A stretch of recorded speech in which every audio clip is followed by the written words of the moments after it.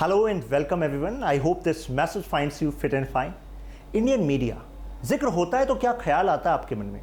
आप में से कुछ लोग कहेंगे सर बिक गई है मीडिया, गवर्नमेंट की मीडिया, कॉरपोरेट की मीडिया, हमारी नहीं है मीडिया। कुछ लोग कहेंगे कि नहीं सर बड़े काम की है मीडिया, हमें बड़ा प्रबल विश्वास है। तो यानी कि इशू डिबेटेबल है। हमारा टॉपिक है क्या सोशल मीडिया इस कन्वेंशनल मीडिया को रिप्लेस करने वाली है। इंपॉर्टेंट टॉपिक है, इंपॉर्टेंट डायमेंशंस को कवर किया जा रहा है। By the end of this topic, you will find yourself comfortable in handling question or essay from this topic. चलिए शुरुआत करते हैं बेसिक से। Social media versus traditional media है क्या? सोशल मीडिया डिफरेंस किस बेसिस पे है? सोशल मीडिया में we users create the content, जैसे कि फेसबुक, इंस्टा, यूट्यूब पर हम कंटेंट को क्रिएट करते हैं, फिर वो सर्कुलेट होता है, राइट। लेकिन यहाँ पर कन्वेंशनल मीडिया में कोई मीडिया हाउस, चाहे न्यूज़ चैनल है, चाहे वो न्यूज़पेपर है, वो कंटेंट को क्रिएट करते हैं। ये टू वे कम्युनिकेशन है। जैसे हमने यूट्यूब पर वीडियो डाली, आपने उस पर कमेंट किया, हम उस कमेंट्स को देख रहे हैं। ऐसी लाइव चल रहा है, आपने कोई स्टेटस डाला, किसी ने शेयर किया, तो किसी ने लाइक किया, तो वो भी तो क्या है, एक कम्युनिकेशन है ना। लेकिन यहाँ पर ऐसा नहीं है। It's not a two way communication, it's a one way communication. Newspaper में कुछ आया है वो आप पढ़ रहे हैं, ऐसा नहीं है कि अब वो आप कम्युनिकेट कर रहे हैं directly with the person who published it. ये इंटरनेट पर डिपेंडेंट है, फेसबुक, इंस्टा, यूट्यूब। लेकिन इंटरनेट आपके घर में चल रहा हो ना चल रहा हो, लेकिन न्यूज़पेपर वहाँ पर आ जाएगा। यहाँ पर it is easy to change. याद करिए, आपने कोई स्टेटस डाला हो, कोई वीडियो डाला हो, फिर आपको पछतावा हुआ, ये तो गलत कर दिया, इमेज कॉन्शियस हो गए आप, और आपने एडिट कर दिया, डिलीट कर दिया, यानी कि ईजी टू चेंज। लेकिन यहाँ पर नहीं है। आप इन्वाइट हुए किसी ब्रॉडकास्ट में और आप लाइव उस शो में बैठे और आपने कुछ बात बोली। अब आप सोच रहे हैं कि बोलनी नहीं चाहिए थी, अब तो हो गया काम। अब आपके शेयर की तारीफ और गालियां स्टोर हो चुकी हैं, because it is difficult to change. यहाँ पर you can control the share. आपको अच्छा लगा आप शेयर करेंगे, लेकिन यहाँ पर it is not that easy to control, क्योंकि किसी एक टाइम पर जो न्यूज़ चैनल पर आएगा, जो भी उस न्यूज़ चैनल को लगाएगा वो देखेगा उसको, राइट। जो भी न्यूज़पेपर को सब्सक्राइब करेगा उसके पास वो जाएगा, राइट। एम जानते हैं। सबसे पहले तो आपको न्यूज़ और ओपिनियन को सेपरेट करना चाहिए। I am talking about M of mass media, newspapers, news channels, उनकी हम बात कर रहे हैं। साथ में आपको अपने कमर्शियल इंटरेस्ट और न्यूज़ को अलग रखना चाहिए। जैसे आप एक न्यूज़ चैनल के मालिक हैं और मैं एक रिपोर्टर हूँ, ठीक है। मुझे पता लगा कि इस इंडस्ट्रियलिस्ट की फैक्ट्री से बहुत हार्मफुल केमिकल्स निकले, उनकी खुद की गलती से निकले, उन्होंने अच्छी टेक्नोलॉजी नहीं लगाया, पैसे बचाया, और अब कई सारे गांव के लोग बीमार हो रहे हैं, एक्सपायर हो रहे हैं। मुझे जानकारी है, मैं लेकर गया आपके पास कि सर मेरे पास क्रूड प्रूफ है, मैं पर्दाफाश कर दूंगा। आप कह रहे हैं कि देखो ऐसा है कि हमारे जो कमर्शियल इंटरेस्ट हैं, एडवर्टीजमेंट का पैसा वो इंडस्ट्रियलिस्ट दे रहा है, आप पर्दाफाश करोगे मैं आपको बर्खास्त कर दूंगा। तो ये तो आपके एम से भटकने वाली बात हो गई। साथ में आपको न्यूज़ को वैसे दिखाना चाहिए जैसी वो है। ऐसा नहीं कि कुछ पीस दिखा दिया और कुछ पीस हटा दिया, क्योंकि उससे तो ओपिनियन गलत बन जाएगी। Not to try to sensationalise. आजकल न्यूज़ चैनल में हो क्या रहा है, मुझे याद है अपना ज़माना, मतलब अभी भी ज़माना है, मतलब बचपन की बात कर रहा हूँ। उस टाइम पर पेरेंट्स बोलते थे कि बेटा न्यूज़ चैनल देखा करो और नॉलेज बढ़ेगी। लेकिन आज के पेरेंट्स क्या कंफर्टेबली बोल सकते हैं कि हाँ न्यूज़ चैनल देखा करो, वहाँ की डिबेट देखा करो? नहीं, राइट। सेंसेशनलाइज किया जाता है। इंडिया वॉन्ट्स टू नो, गौर से देखिए इस चेहरे को, जबकि इंडिया को खुद ही नहीं पता है किस बारे में बात चल रही है। नॉट टू बी बायस्ड, एक ओपिनियन, एक साइड नहीं रखनी चाहिए, because you have major responsibility. आप न्यूट्रल होकर बताइए जनता को कि ये है और इस पर ये विचार हैं, so that people can develop strong public opinion. अब फंक्शंस क्या हो गए आपके? एक तो आपको इन्फॉर्म करना है। फॉर एग्जाम्पल जीएसटी हुआ तो आप इन्फॉर्म करेंगे कि देखिए जीएसटी आने वाला है। अब जनता को थोड़ा ना पता है क्या होता है जीएसटी, हर किसी का तो वास्ता नहीं है टैक्स पॉलिसी से। तो आपकी जिम्मेदारी एजुकेट करना भी है। बताइए उनको उनकी भाषा में, आसान भाषा में, कि देखिए ये जीएसटी आएगा, इससे आपकी लाइफ पर ऐसे इंपैक्ट होगा, ये काम आपको करने होंगे अगर आप इस कैटेगरी में हैं। साथ में आपको एंटरटेनमेंट भी करना होगा, यानी कि लोगों के जीवन में मौज की कमी है, उसका कुछ तड़का आपको देना होगा। यह भी रेस्पॉन्सिबिलिटी है मास मीडिया की, ठीक है। Transmission of heritage. लोग चाहते हैं to be proud of themselves, about their past, about their present. Bring those facts on the surface. केवल नेगेटिविटी नहीं चाहिए। कमर्शियल को भी मैनेज करिए। Because you have to increase the quality of production. अच्छी न्यूज़ देना है, अच्छी तरीके से देना है, तो कैसे आप कमाई करेंगे उसको भी बैलेंस करिए। थॉमस कैरल ने एक बात कही कि फोर्थ पिलर है डेमोक्रेसी का free media. I am using the word free media. ऐसा क्यों कहा? क्योंकि देखिए, कानून बनाने वाले हैं लेजिस्लेटिव, आपके एग्जीक्यूट करने वाले एग्जीक्यूटिव, जुडिशरी। अगर आपको लग रहा है कि आपके इंटरेस्ट कॉम्प्रोमाइज हुआ, आप वहां जा सकते हैं, लेकिन इस सब के काम के बारे में आपको जानकारी कौन देगा? मीडिया देगा। आपकी बात इन तक कौन पहुंचाएगा? मीडिया पहुंचाएगा, लेकिन वो तभी पहुंचाएगा जब मीडिया फ्री है, आजाद है मीडिया। जेस मिल एक विचारक हुए, उन्होंने कहा कि अगर समाज में एक भी व्यक्ति अगर डिसेंटिंग वॉइस रखता है, अलग विचार रखता है, तो आपको उसको भी मौका देना चाहिए अपनी बात रखने का। क्यों? क्योंकि हो सकता है मेजॉरिटी लोग आजकल कह रहे हो कि देखिए ये चीज सही है, ये चीज गलत है, आप उसको नकार रहे हैं, लेकिन हो सकता है ट्रुथ वहां से इमर्ज हो। कई बार ऐसा होता है, समाज ऐसे ही बदलते हैं। और जेएस मिल जो उस टाइम पर कह रहे थे, आपको नहीं लग रहा कि सोशल मीडिया ने एक्चुअली वो मौका दे दिया है? भले मीडिया आपकी बात को ना रखे, आपको लगता है कि इस मुद्दे पर आपका ये विचार है and you have sufficient information, logic आपके पास है, तो आप उसको रख सकते हैं, राइट?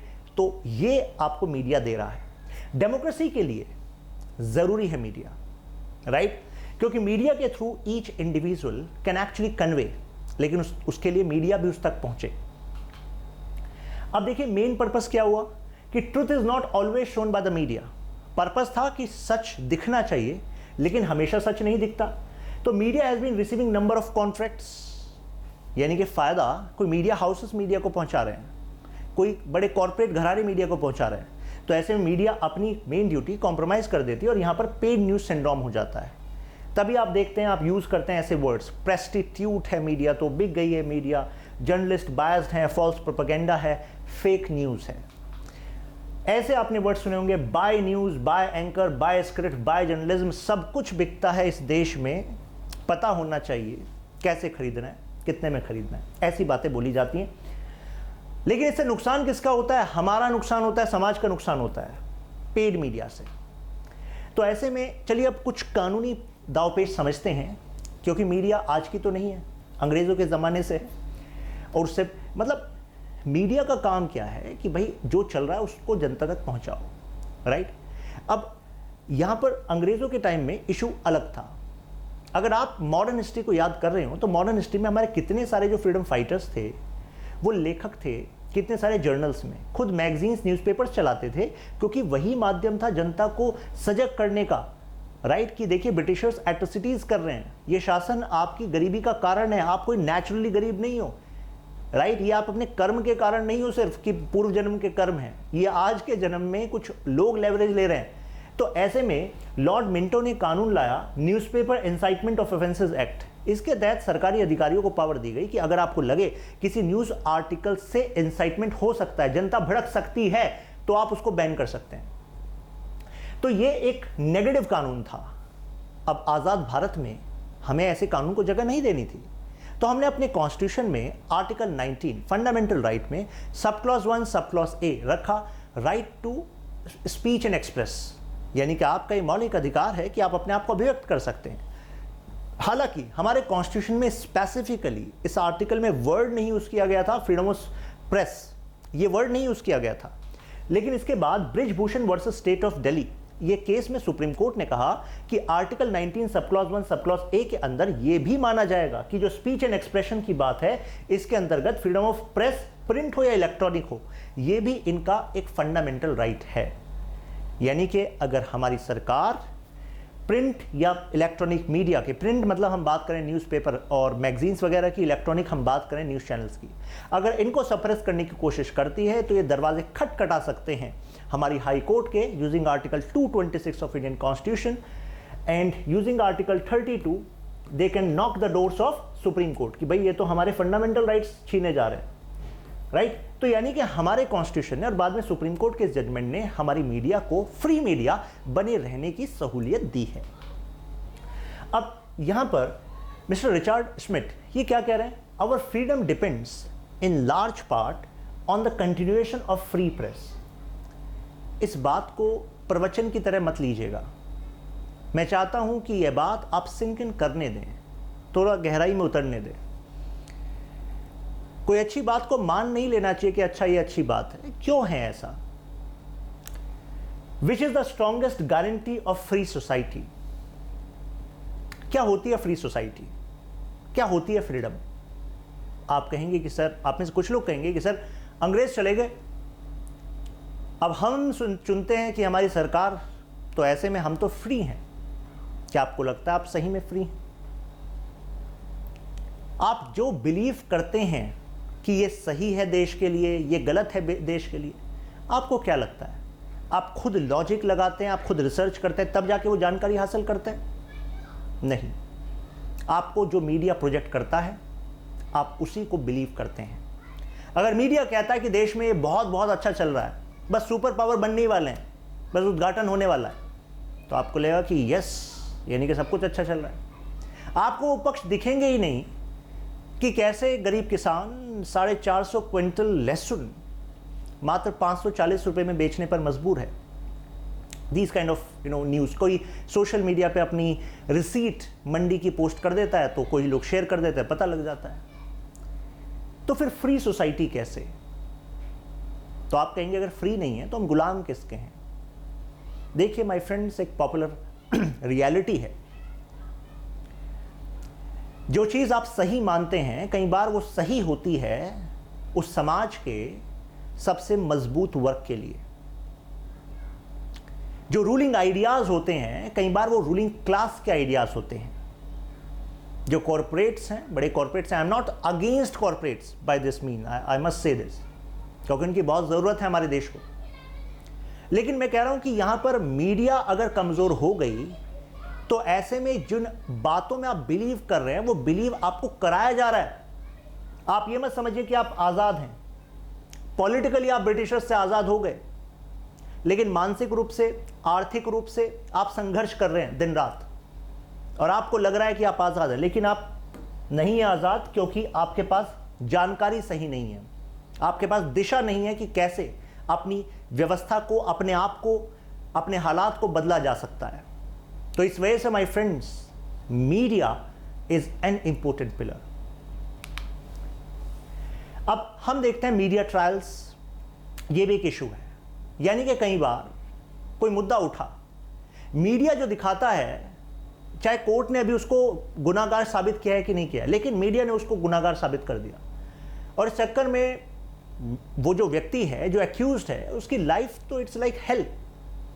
और कई बार ये भी कहा जाता है कि मीडिया ट्रायल्स कई बार इन्फ्लुएंस कर देते हैं कोर्ट के जजमेंट को। मुझे एक और केस याद है, apart from this Aarushi trial you are seeing, एक और केस था कोलकाता में। एक गार्ड था धनंजय, उस पर आरोप लगा कि आपने एक बच्ची का रेप किया, मर्डर किया है। उसे सजा मिली और फांसी की सजा मिली, ऊपर तक गया सुप्रीम कोर्ट, लेकिन फांसी की सजा मिली, फांसी हो गई। बाद में एक सिंग ऑपरेशन के थ्रू और कुछ जो मीडिया पर्सन थे, उन्होंने उसको खुलासा किया, तो पता लगा कि उसी सोसाइटी के कुछ अमीर बच्चे थे, मतलब बच्चे क्या, मतलब देवर यंगस्टर्स, उन्होंने रेप एंड मर्डर किया था। लेकिन तब तक वो व्यक्ति जो है, उसको तो फांसी लग चुकी है, उसका जो गरीब परिवार है जो उस पर डिपेंडेंट था, वो क्या करे। तो ये कहा जाता है कि उसमें जो मीडिया ट्रायल था, वो भी एक इंपॉर्टेंट रोल प्ले कर रहा था, क्योंकि मीडिया ने डिसाइड कर लिया था यही दोषी है, तो बस वो दोषी बनता चला गया। उसके बाद फिर पुलिस की जो इन्वेस्टिगेशन थी, वो भी इन्फ्लुएंस हुई। उसके बाद कोर्ट में जो प्रोसिक्यूशन है, जो एडवोकेट्स हैं, उनके आर्ग्यूमेंट्स, और फिर जज, वो एक उसका एक इम्पैक्ट हुआ, ऐसा कहा जाता है। So what is social media? Basic आपको पता लग गया है कि सोशल मीडिया इंटरैक्टिव टेक्नोलॉजी है, डिजिटल है, रियल टाइम में हम कन्वर्स कर सकते हैं, इंफॉर्मेशन, आइडियाज, थियरीज, एक्सप्रेशन, ये सब कुछ वहां पर होता है। अब आंकड़ा देखिए क्या है सोशल मीडिया यूजर्स का। सबसे पहले तो देखिए टोटल पॉपुलेशन में, अर्बनाइज्ड पॉपुलेशन में हम बात करें डिजिटल अराउंड द वर्ल्ड, तो लगभग इतने लोग, यानी कि 56.4% people are connected to the digital world. Unique mobile numbers 66.6%, internet users versus population, यानी कि टोटल पॉपुलेशन का 59.5% जो है इंटरनेट यूजर्स हैं एज ऑफ नाउ, और ये लगातार बढ़ रहा है, अब बहुत तेजी से बढ़ रहा है। एक्टिव सोशल मीडिया यूजर्स हैं टोटल पॉपुलेशन का 53.6%। आप लोग कहेंगे कि भाई वो लोग कौन है जो सोशल मीडिया पर नहीं है, क्योंकि आजकल तो माना जाता है कि अगर आप फेसबुक, इंस्टा यूट्यूब कहीं नहीं है तो यानी कि आप शायद एग्जिस्ट नहीं करते। कोई बचपन का दोस्त आपका नहीं मिल रहा फेसबुक वगैरह पे तो सोचा जाता है शायद वो खत्म हो चुका है, लेकिन ऐसा नहीं है। इस वजह से नहीं है, जरा इनके विचार सुनिए। तो एक बुक है deep work, so I have read that book by Calvin C Newport. तो उस बुक में ये बात करते हैं कि देखिए आजकल माना जाता है कि सोशल मीडिया तो मस्ट है, वो पब्लिक इन्फॉर्मेशन के लिए भी ज़रूरी है, वो पर्सनल डेवलपमेंट के लिए भी ज़रूरी है, वो जॉब के लिए भी ज़रूरी है। तो ऐसे में would rejecting social media is an extreme idea. अगर कोई फैसला ले कि मैं सोशल मीडिया का यूज़ नहीं करूँगा तो बहुत ही एक्सट्रीम आइडिया है, खतरनाक आइडिया है। तो मिस्टर न्यूपोर्ट कहते हैं ऐसा नहीं है। वो कहते हैं कि आपने ऐसा बना लिया है। मैं इस पॉइंट को इसलिए ला रहा हूँ क्योंकि अब तक मैंने मीडिया के गैप्स की बात की तो आपके विचार कुछ सोशल मीडिया के तरफ इंक्लाइन हो गए होंगे कि हाँ फिर तो लग रहा है सोशल मीडिया ही सहारा है। ठीक है, सोशल मीडिया को आने दो, रिप्लेस करने दो मीडिया को। तो यहाँ पर मैं आपको बताना चाहता हूँ कि देखिए सोशल मीडिया में भी गैप्स हैं, लूप होल्स हैं। मिस्टर न्यूपोर्ट का कहना है कि सोशल मीडिया जो वेबसाइट्स हैं, फेसबुक, इंस्टा, एवरीथिंग, सो ये बेसिकली एक डेडिकेटेड टीम होती है जो काम करती है इस बात पे कि आपको कैसे एडिक्टेड बनाया जाए इनका। जैसे आपकी reels, TikTok and these things, वो आपको देख रहा है कि आप किस चीज़ के प्रति अट्रैक्ट होते हैं। तो वैसी चीज़ें बहुत ही छोटे छोटे शॉर्ट्स में आपको दिखा दी जाती हैं और आप देखे जा रहे हैं और आपकी जो थम्स हैं उसकी एक्सरसाइज होती जा रही है और आपको नहीं पता कि कब घंटे बीत गए, 2 घंटे बीत गए। तो एक्चुअल में यहाँ पर social media is serving you और social media is abusing you, making use of you. आप कहेंगे सर फ्री में तो मिल रहा है, वो फ्री में नहीं मिल रहा, आपका समय जा रहा है, प्लस आपका डेटा, इंफॉर्मेशन जा रही है आपके बारे में, that is being traded by these platforms. Free में नहीं है, you are paying something, right? क्योंकि आप उन इन्फ्लुएंसर्स को देख रहे हैं या बीच में वो एडवर्टीजमेंट है उनको देख रहे हैं, तो social media websites are getting paid because you are hooked there. और माय फ्रेंड्स, एक रूल है सिस्टम का, जहां लोगों की अटेंशन होती है वहां पैसा बनता है। लोगों की अटेंशन अगर सड़कों के आसपास जो जगह है उस पर है तो वहां पर बिलबोर्ड्स लगा दिए जाते हैं, वहां से म्युनिसिपल कॉर्पोरेशंस पैसा कमाती हैं। लोगों की अटेंशन अगर टेलीविजन पे है, मूवीज हैं, तो वहां से फिर एडवर्टीजमेंट होता है, पैसा कमाया जाता है। आज लोगों की अटेंशन सोशल मीडिया वेबसाइट में इन्फ्लुएंसर्स और ये सब वीडियोस और इन पर है, तो वहां से पैसा कमाया जाता है। और मैं पैसे कमाने को गलत बिल्कुल नहीं मानता, मैं सिर्फ ये कह रहा हूं कि addiction, abuse, that is making you weak and you deserve to be strong. तो मिस्टर न्यूपोर्ट का यही कहना है कि जो लोग कह रहे हैं कि सोशल मीडिया रिप्लेस कर दे मीडिया को थोरोली, ये कहना पूरी तरह सही नहीं होगा। तो ये इसका हार्म है, राइट?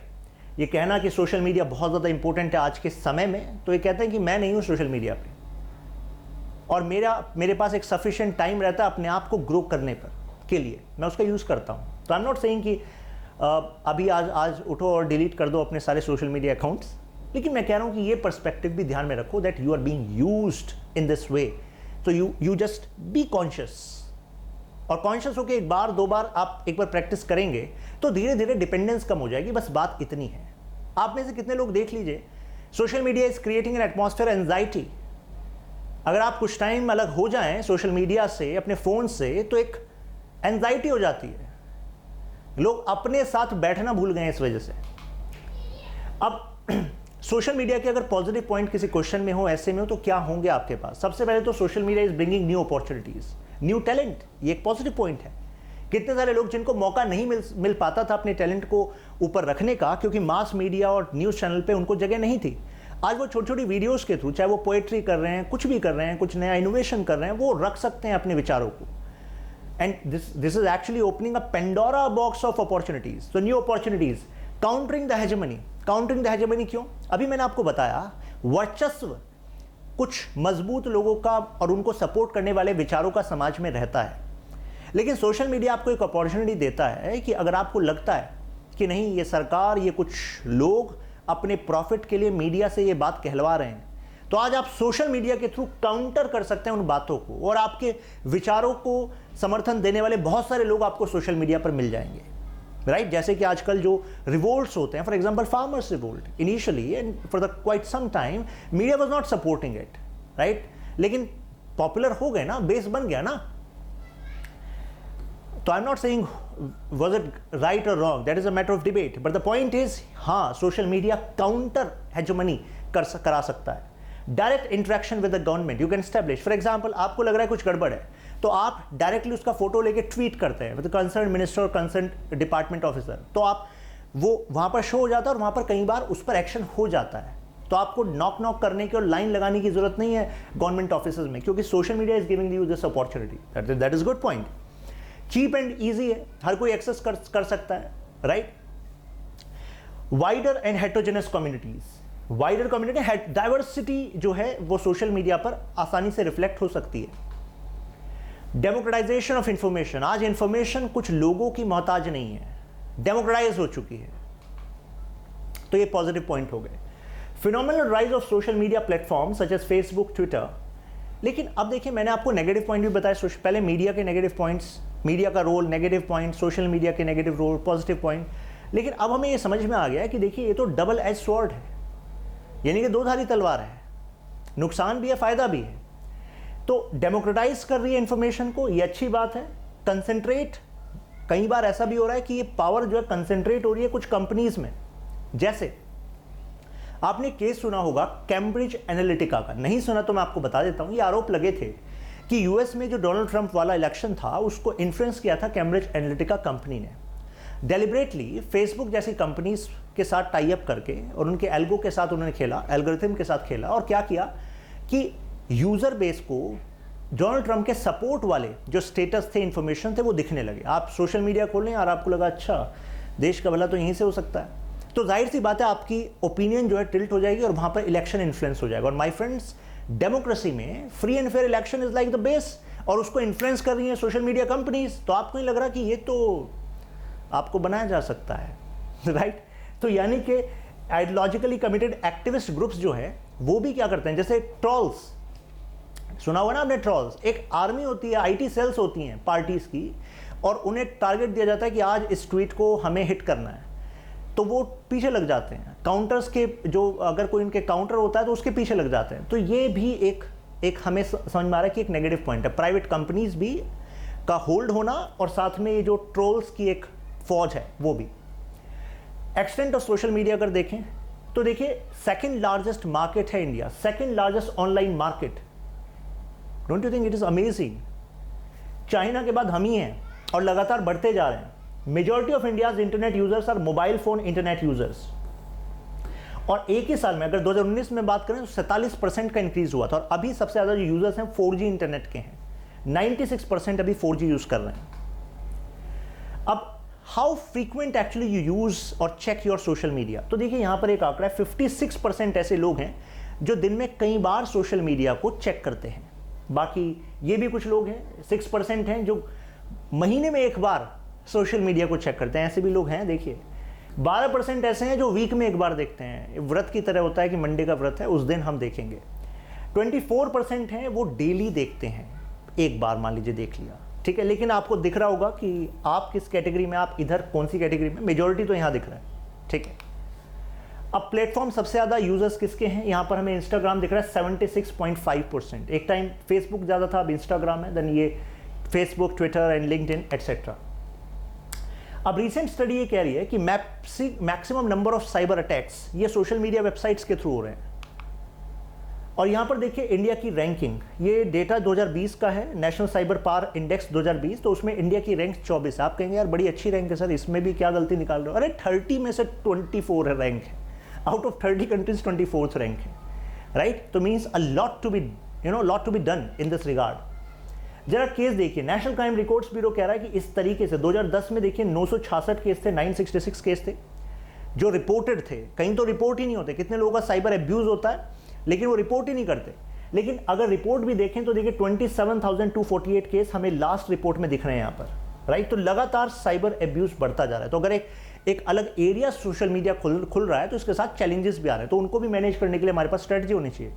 साइबर बुलिंग ये भी एक इंपॉर्टेंट पिलर। आप कह रहे हैं कि सोशल मीडिया रिप्लेस कर दे मीडिया को, या सोशल मीडिया पर abuse, humiliation, threat, anxiety, disrespect, harassment, discredit, violence, ये सब कुछ चल रहा है सोशल मीडिया पर। तो जब हम इस बारे में सोचें तो इस बारे में भी सोचें।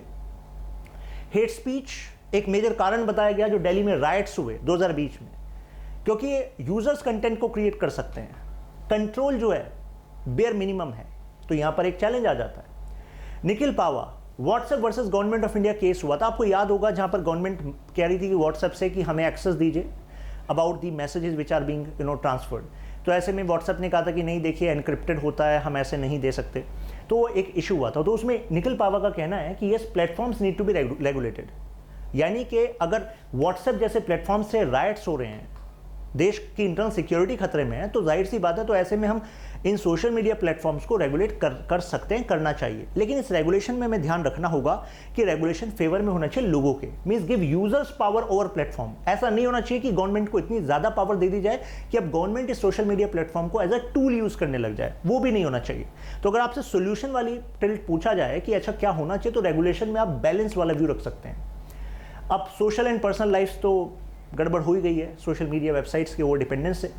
माइक्रोसॉफ्ट की स्टडी देखिए क्या कहती है 2019 में, 64 Indians encounter fake news online. हम कह रहे हैं सोशल मीडिया रिप्लेस कर दे मीडिया को, यहां पे 64% न्यूज जो है फेक न्यूज है। अगर हम प्रिंट मीडिया की बात करें तो वहां पर हमारे पास है रेगुलेशन के लिए कुछ views, means for example press council of India है, वो कहती है भाई एथिकल कोड ऑफ कंडक्ट रखना पड़ेगा।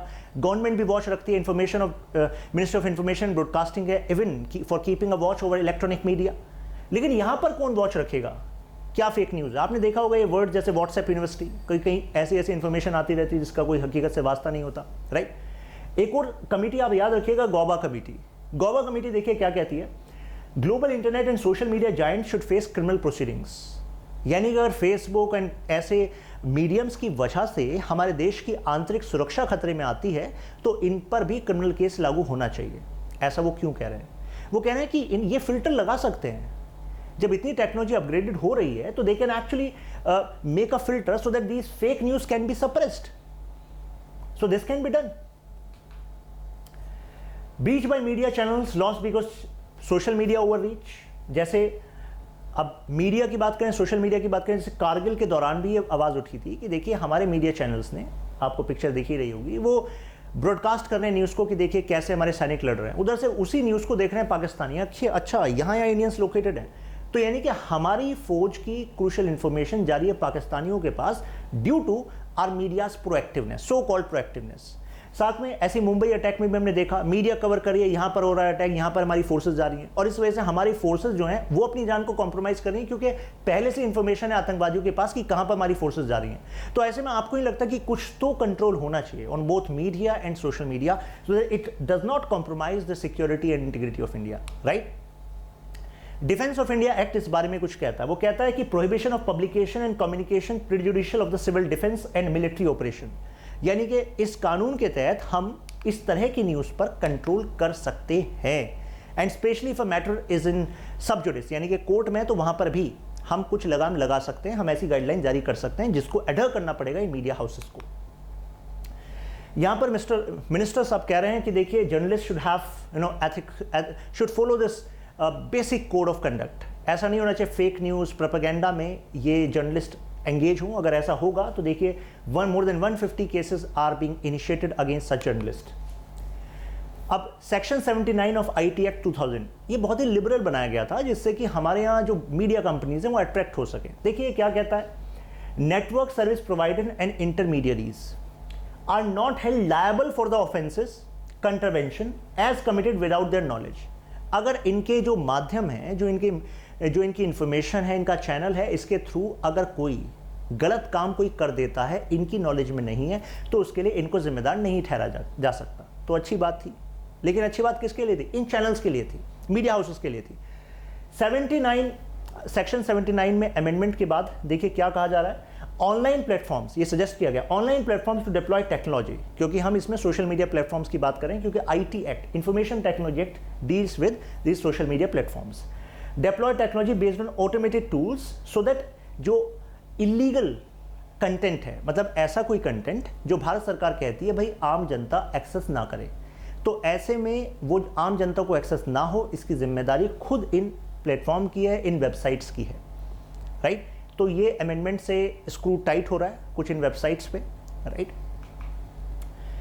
अब एक और बड़ा फैक्ट देखने के लिए मिल रहा है, आपको पता होगा कि देखिए हमारे यहाँ पर जेंडर एक स्क्यूड रेशियो देखा गया है, चाहे जॉब्स की बात करें तो प्रोपोर्शन में विमेन आर लेस, राइट।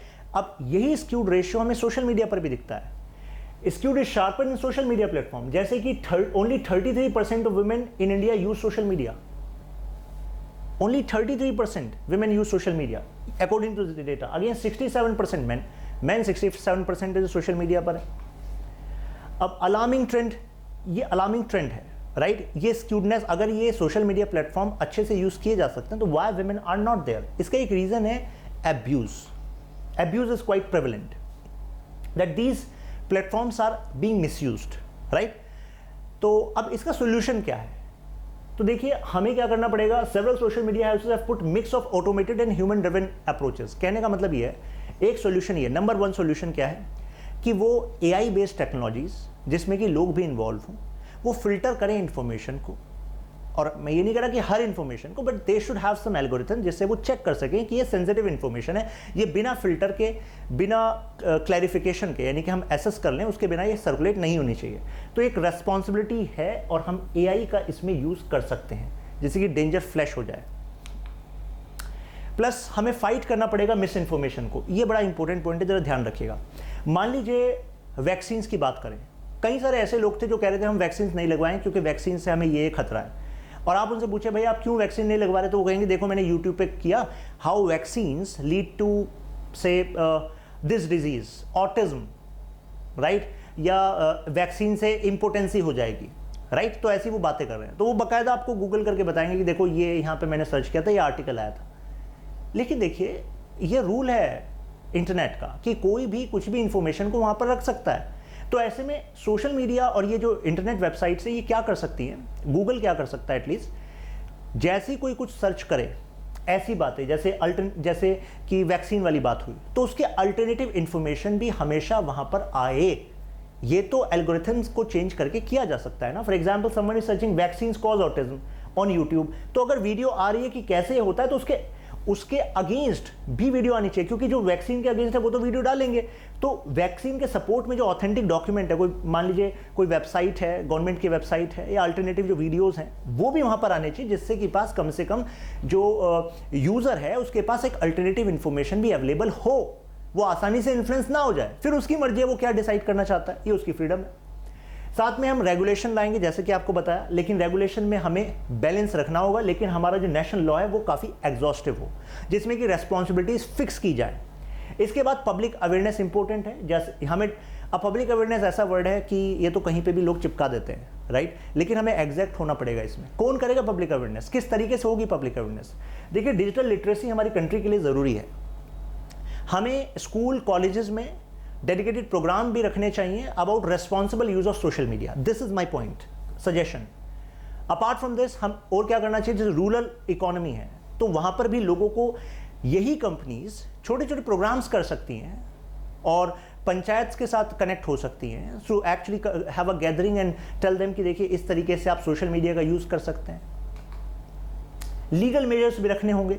जैसे देखिए, इलेक्शन कमीशन ऑफ इंडिया ने क्या कहा कि political party social media content जो है वो भी मॉडल कोड ऑफ कंडक्ट के अंदर है. इंपॉर्टेंट है ये सजेशन, ध्यान रखिएगा. और साथ में इनको कहा जो भी कैंडिडेट होंगे कि आपको अपना सोशल मीडिया अकाउंट भी हमें बताना पड़ेगा और सोशल मीडिया को अपने मैनेज करने के लिए कितना खर्चा कर रहे हो वो भी आपके जो चुनाव का खर्चा है उसमें काउंट करेंगे. This is also a good initiative. साथ में मीडिया विंग जो है इंफॉर्मेशन एंड ब्रॉडकास्टिंग मिनिस्ट्री की, वो वॉच रखेगी और वॉच रखेगी on the social media patterns. और साथ में जो आपकी यू कैन से जो पार्टीज़ हैं, जो डिपार्टमेंट्स हैं, डिपार्टमेंट के साथ कोऑर्डिनेट करेंगे कि मैं इस पे एक एग्जांपल देना चाह रहा था. बेसिकली एग्जांपल देखिए क्या है. One of my friend is SRF, senior research fellow in technical education quality improvement programme of World Bank. तो उसने मुझसे शेयर किया कि देखिए उसको जो प्रोजेक्ट है वो ये है कि उसको एक ऐसा प्रोग्राम बनाना था जो ट्विटर के साथ इंटीग्रेट हो जाए और सेंटिमेंट एनालिसिस कर ले लोगों का. मैंने पूछा भाई सेंटिमेंट एनालिसिस क्या? तो उसने कहा कि जैसे मुझे एक एरिया मिला, फॉर एग्जांपल दिल्ली, तो we were in Delhi CP. तो उसने कहा कि जैसे इस एरिया का मुझे सैंपल मिला था, एग्जैक्टली उसी का मिला था. तो उसने कहा कि वहाँ पर जो ट्विटर यूज़र्स हैं जो ट्वीट कर रहे हैं, तो उनके ट्वीट किस तरीके से सेंटिमेंट दिखा रहे हैं, मतलब उनके ट्वीट हेटफुल हैं, पॉजिटिव हैं, किन टॉपिक्स पे वो बात करें, तो इसका एक अलग से सेंटिमेंट एनालिसिस ट्विटर को चला जाएगा। तो ट्विटर ने उसको अलाउ किया था कि हम अपने प्रोग्राम को आपके लिए ओपन कर रहे हैं, आप इस डेटा को यूज कर सकते हैं for government, because government was MHRD was tying up with world bank was funding. तो इसका यूज क्या हुआ? इसका यूज ये हुआ, उसने कहा कि जो मिनिस्ट्री ऑफ इंफॉर्मेशन ब्रॉडकास्टिंग है, तो हमारी मिनिस्ट्री मेरी इस रिसर्च से हेल्प ले पाएगी कि कहीं अगर पहले से ही कुछ मान लीजिए कोई कॉन्फ्लिक्ट होने वाला है, तो कॉन्फ्लिक्ट से पहले क्या होता है, इन्फॉर्मेशन, ऐसी फेक इन्फॉर्मेशन और ऐसे भड़काऊ भाषण जाते हैं, राइट। तो पहले से वो सेंटिमेंट एनालिसिस हो जाएगा, पता लगेगा कि इस एरिया में इस तरीके से ट्वीट, इस तरीके के पोस्ट ज़्यादा शेयर हो रहे हैं। तो पहले से हमारी एजेंसीज प्रोएक्टिव हो जाएंगी और उस कॉन्फ्लिक्ट की सिचुएशन को मैनेज कर पाएंगी, राइट। This is happening. तो आई थिंक इस इशू को आप समझ गए होंगे, राइट। मिलते हैं फिर दूसरी वीडियो में एक नए इशू के साथ। तब तक के लिए कीप लर्निंग, कीप ग्रोइंग। आपको कोई डाउट है तो you can shoot me a message on shashank.powerbeing, that is my personal Insta. ये PDF आपको अवेलेबल हो जाएगी शशांक त्यागी फॉर यू टेलीग्राम ग्रुप में। मिलते हैं, सी यू।